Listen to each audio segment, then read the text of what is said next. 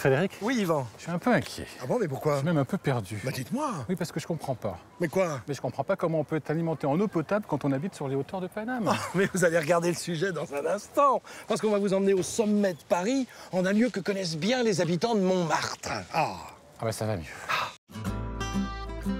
Visible à des kilomètres à la ronde, du haut de ses 43 mètres, c'est l'un des éléments architecturaux majeurs du célèbre quartier de Montmartre.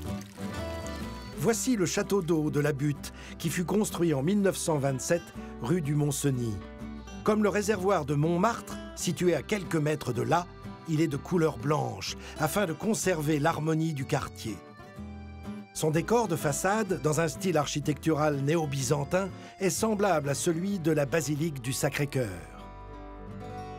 À l'origine, l'édifice n'abritait que 2 cuves d'eau potable dans sa partie supérieure. Mais en 1938, une 3e cuve fut construite en étage inférieur pour stocker de l'eau non potable. Le château d'eau a depuis une capacité de stockage de 870 mètres cubes d'eau.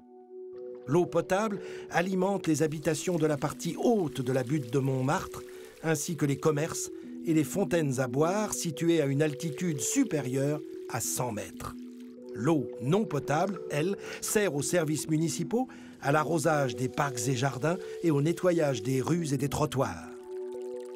Le château de Montmartre culmine à 175 mètres d'altitude, la hauteur de la butte comprise, ce qui en fait un des monuments les plus hauts de la capitale. Oui, Frédéric, et sachez qu'en plus des habitants de Montmartre, 8 Parisiens sur 10 boivent quotidiennement de l'eau du robinet, ce qui fait à peu près 3 millions d'usagers.